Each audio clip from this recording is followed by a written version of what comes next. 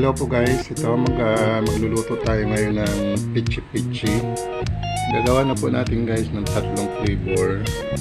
Ito yung obi flavor at saka itong pandan flavor at saka yung plain lang guys. Okay. Ayun po mga ingredients natin kasaba.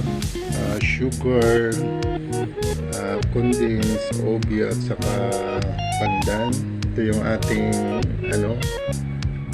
kasaba starch. So yan, maghahalo tayo para pinong-pino yung ating pichi-pichi. Ayan guys, yung food color natin guys, so mag-additional tayo pagka malabnaw po yung kulay. Okay guys, mag-uumpisa na tayo. Balatan muna natin yung ating kasaba. Ayan po. Ito na po guys yung ating kasaba. 1 kilo lang po ito guys, na gagad-garin muna natin guys. Okay po guys yung ating kasaba, nagadyan na po natin guys. Ayan, so hindi natin siya pinigaan kasi wala na pang hindi naman siya makatas. Ito na yung ating gata guys, lalagyan natin ang gata at saka yung itlog na binili natin, dalawa. So ayan, so magmi-mix na po tayo ng ating mga ingredients. So ayan na po guys, ilagay na po natin ang ating kasaba flour. Ayan, so i-mix lang po natin. Lagay na po natin yung ating gata. Ayan, isang nyug po yan, ginata natin guys. Ayan po. So ayan, maglalagay na din po tayo ng 2 itlog. Ayan po guys. Lagay na po natin. Ayan. So i-mix lang po natin siya. So ito na po guys, na-mix na po natin. So maglalagay po tayo ng konting-konti lang na liya. Ayan po, kunting patak lang guys. Ayun.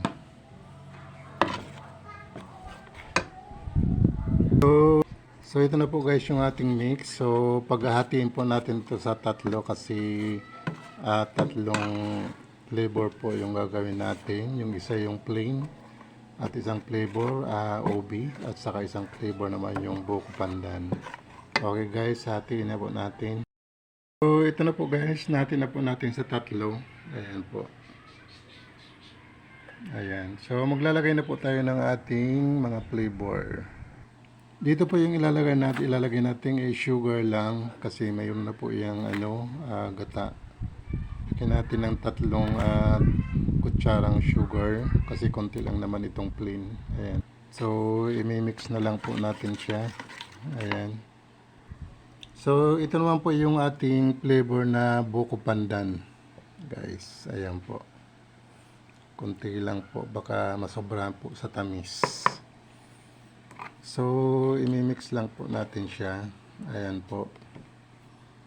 So magdagdag po tayo ng kulay green kasi malabnaw ang kulay ng ating condense. Ayan na po. So hindi malaglag. So ito naman po guys yung ating obi flavor. Ayan po, lagay na po natin. Kalahati lang, baka ma-over sa tamis. So i-mix lang po natin siya guys. Ayan. Okay. So, okay na po guys. So, magdadagdag po tayo ng ating food color para tumingkad yung kulay. Ayan na po. Okay, ayan na po yung tatlong flavor natin. Obi, buko pandan, at saka yung ating plain. Ayan.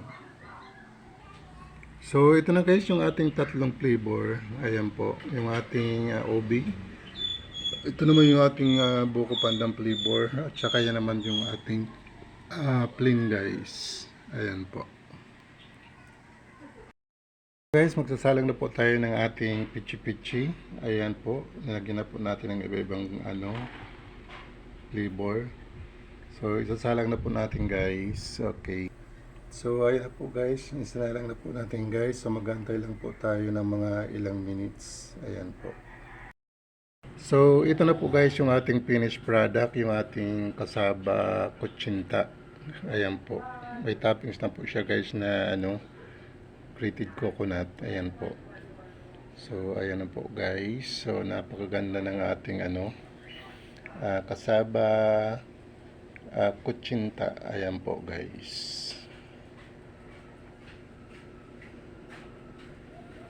Okay, so sa mga magluluto po ng ating recipe, sundan niyo na lang po ang ating description box at maglalagay po tayo ng mga ingredients natin guys. Ayan po. So, lalasahan po natin guys kung ano po ang lasa ng ating kutsinta. So, ito po. So, sobrang kunat. Ayan po. Ayaw matanggal. Ayan, napakakunat po siya guys. Ayan, lalasahan na pa natin kahit buo.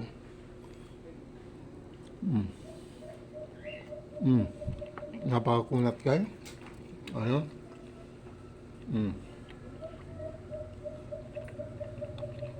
Ano po.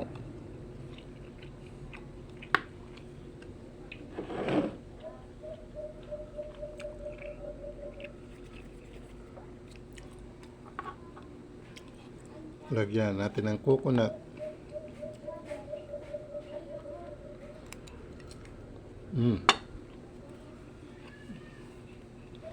Ang sarap guys, sobrang kunat.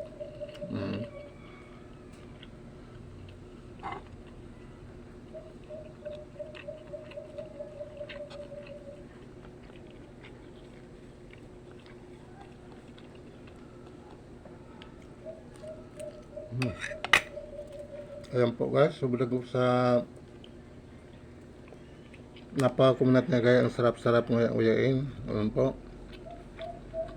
Parang guys, chewing gum sa kunat. Ayan po.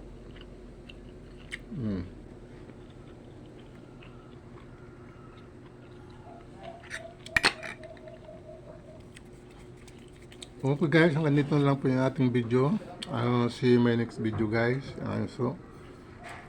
Please watch na lang po sa ating upload na video dyan sa ating RB Cooking channel guys. Okay,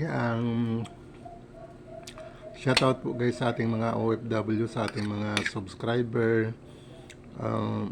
Pasensya na po kayo kung bira tayo mag-upload kasi busy po tayo guys. Ayan po. Ayan po, yung upload naman natin guys sa ating RB Cooking channel. Okay guys, bye bye, thank you. Please watch na ating video guys.